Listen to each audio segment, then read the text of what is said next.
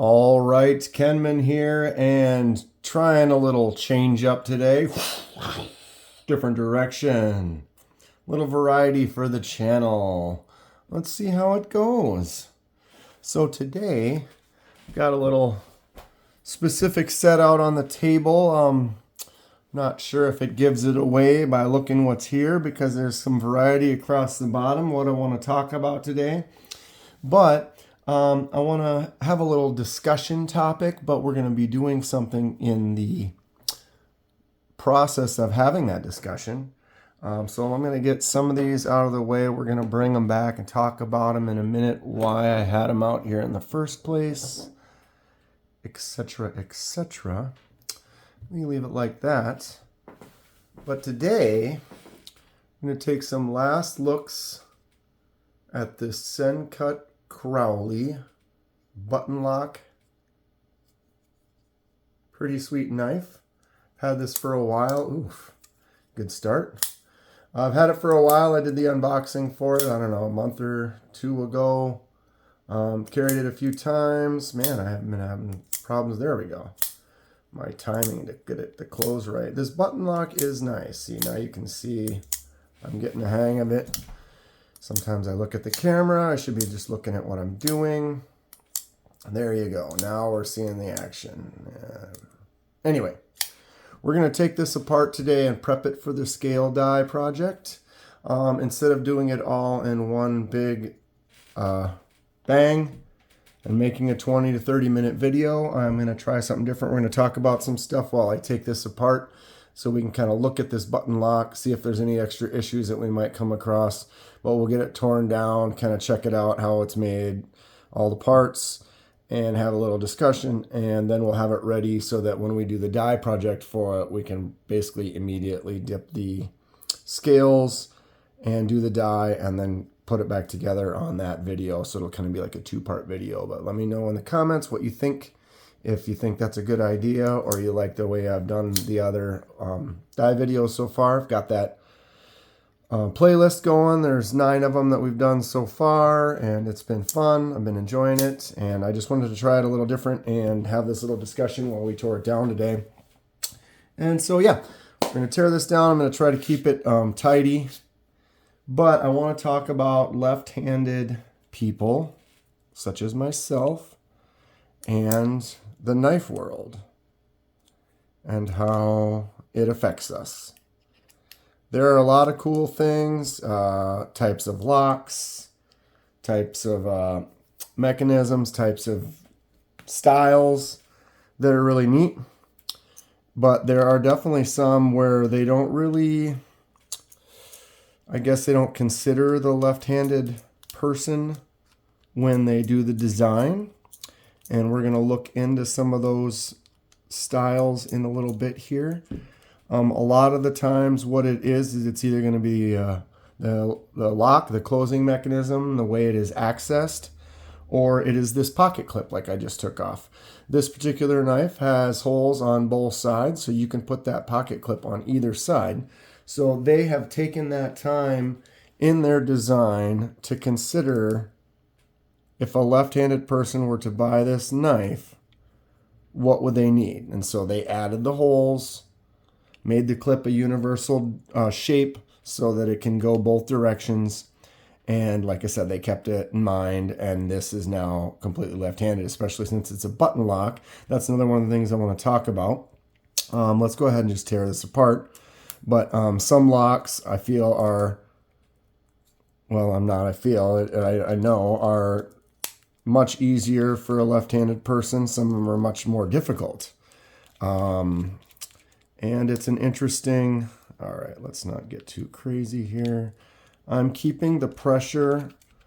I don't know why I just ended up, sometimes I'll do the pivot. I've been talking about the other stuff and I'm kind of distracting my own self here. So I'm holding pressure on this because there is a spring in here that is pushing and I can feel it already. And am I getting some spin on this pivot? A little bit. Yeah, okay. So what I need is a secondary This does not have a captive pivot. Sencut is kind of a more on the budget knives. I think this one was around $40, $50, but yeah, sometimes they don't have that captive pivot, so you need a screw or a driver for both sides in order to get it to come out. Otherwise it free spins and you don't actually get anything done, which is silly these days. Everyone should just have a captive pivot. It's really easy to put that little D space on there. All right, I'm trying to knock stuff on the floor. What was that? Just a screw. Without having that spring go shooting up on me or the blade cutting me accidentally.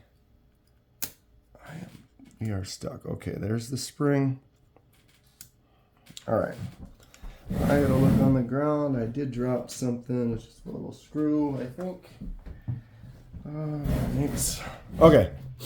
So we're gonna go ahead and move that over. There is the spring for the button lock. I'll flip this over. We've got one scale free. Those are those two screws. There's the pivot. We're going to carefully spin this out and off without cutting myself here. The tolerance next to that button, it doesn't want to come free. There we go. I'll just take the pivot out and then I can slide it that direction, which is probably the smarter thing to have done. All right, and we've got that. Am I off camera here? I apologize. And there is our button. So the button is basically this piece here. There's a hole on the one side, the button on the other. It goes over the top of that spring and presses down. So that's what's giving it the pressure. And then that engages in the way of the blade. So when you push it down, it allows the blade to spin free and drop off. So we are disassembled. Look at that. We've got the entire knife part. We've got all the parts here.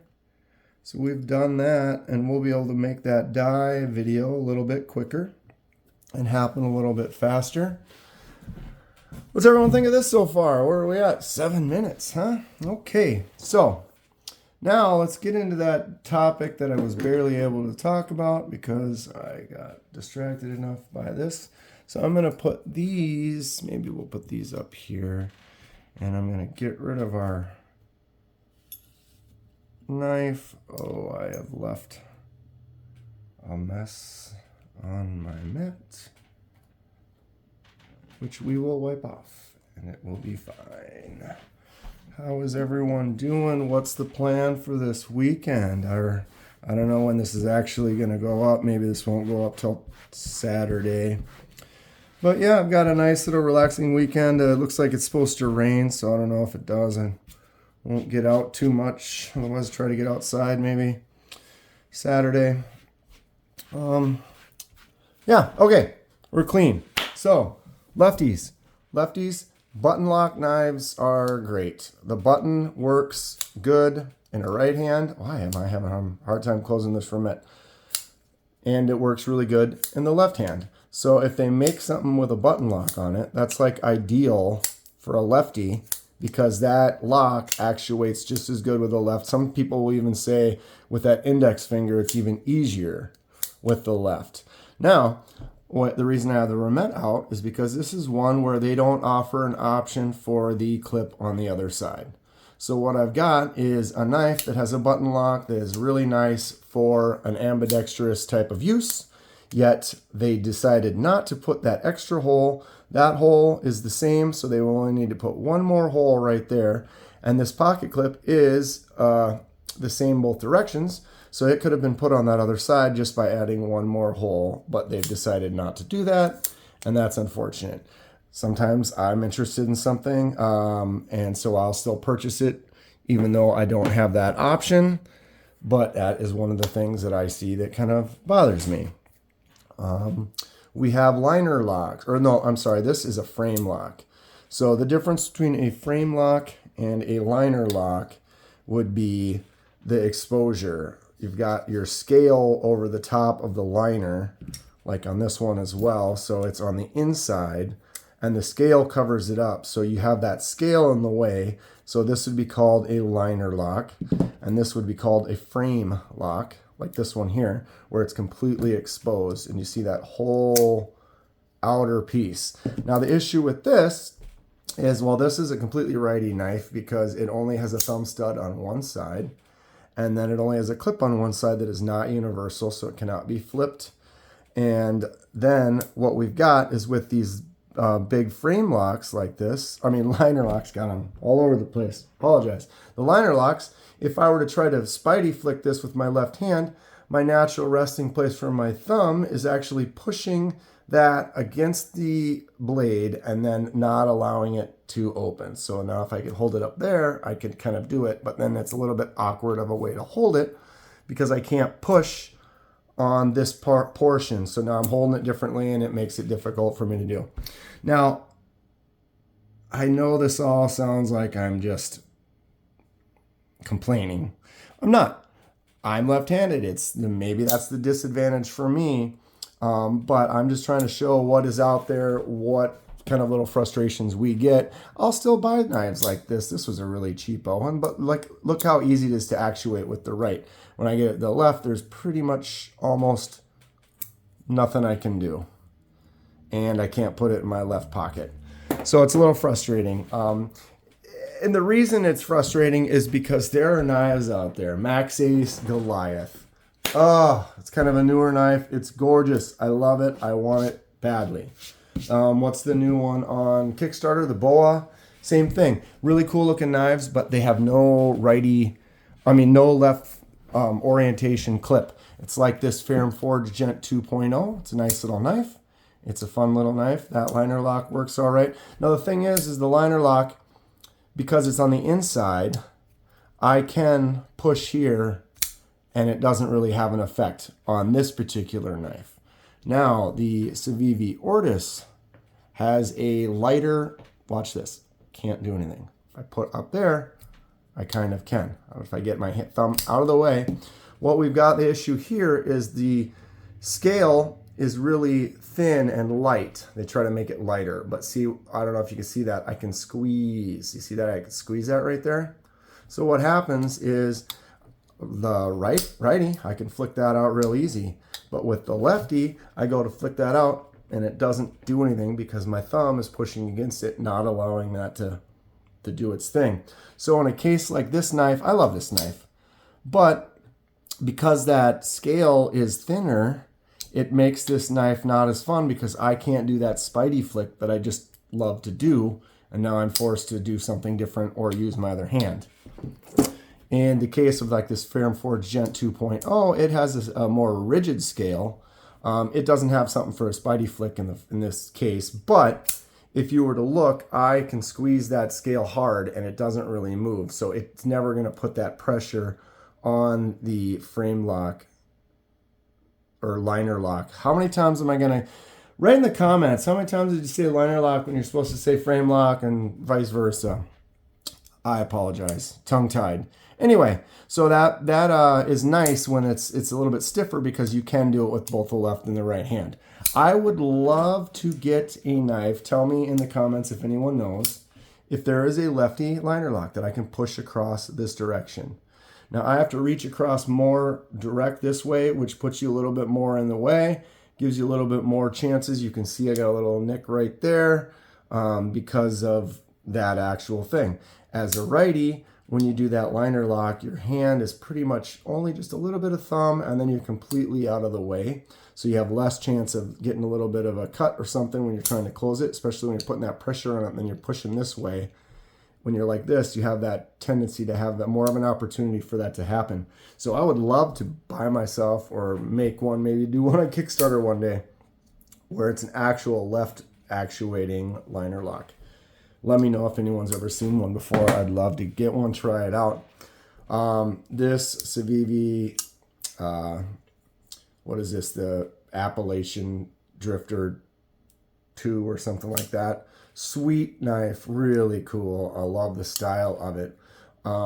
Lefty options are none. There is no way to do that clip. That clip is not a universal both sides. You can Spidey flick this out. It is a cool knife. It does have that liner lock, but it's kind of stiff, so it's kind of hard for me to get in there and do it with my left hand. But I will still buy knives like this. So like I said, I'm not complaining. I'm just showing things that cause that little bit of frustration where it's like, I love a knife and I would love to be able to have it just work normally in the hand that I use normally, even though the normal hand that I use is not the one that everyone else in the world normally uses. So I get it, but that's the discussion. This little cheapo is not so bad. I just got it out so you could see the type of lock and how it kind of gets in there. Because this one, the way the clip is, it's kind of in the way, so it doesn't really get in the way as much when I don't push on that. But it's just so you can see that lock and see how that frame versus liner, and you can really see it on the frame. All right, so here's the good button lock. I should have just showed you this button lock when I was doing it. This is the CJRB Echo. I love this Echo. It's a really cool knife. As you can see, as a lefty, this works great. Everything works. The button lock is awesome. They have a left side, right side clip. So button locks with left side, right side clip, awesome knife. We've got the Civivi, Vision FG. It has the super lock, which works really good with both right and left hand. They have the pocket clip reversible for both sides. This is, ooh, look at that. This is one that I did on my dye project. So this used to be white and I turned it red. Look at how rad that looks, right? Awesome. But another really good lefty option because it does give you every single thing and there's no difference. Some of these knives, you can just pick them up and in the left hand works just as... If I could just open on camera better, what is my problem? But yeah, this is the Demco 80 20.5. It has the shark lock, which is also a completely ambidextrous lock, which works great in the left or right hand. They have a pocket clip, which is not universal, but they give you two pocket clips. So they gave me one for this side and one for this side. I took the right one off and I put the left one on. So they think about it in every way. And this works great left or right hand. And it's awesome. One more that I had was the SOG Terminus with the Axis style crossbar lock, which is another super good lefty type lock. You squeeze those two and it's on both sides. So the action works really good in both left and right hands. I love them. Axis locks, Sharks locks, super locks, button locks. These are the friend of the lefty. The liner locks and the frame locks, not as much. Like I said, there are some knives out there that I would love to get that are frame locks or liner locks that don't look like they have a good compatibility for lefties, and it's frustrating. And you know, I don't blame the companies. I get it. They're not going to have anywhere near the percentage of sales, but we do exist, and I really would love to get into more potential venues of trying to find a way to make more options available for us. So what does everyone think? Who's the lefties out there in my my group of friends out here on the YouTube? What does everyone think? Do you think that the company should be a little bit more accessible to us by making things that are more lefty friendly? Or do you think the companies just do what they do? It's like you go buy a guitar's a guitar. They make mostly right-handed guitars. They do make left-handed guitars, but it's like some things are just made and that's just the way it works. And maybe I need to deal with it. I do rather well using my right hand, so it's not like it's something that is a major issue. But here we are. Okay, well, that's going to be it for today. I'll get some of these dies out. What color do you think I'm going to do those scales right there, huh? Am I going to do them one of these colors that you already see? Am I going to do them in a new color that we haven't done yet? Or what do you think is going to happen? Everybody have fun today? Well, let me know what you think of this style. We'll try the die like this with this two-part kind of setup and see how that goes.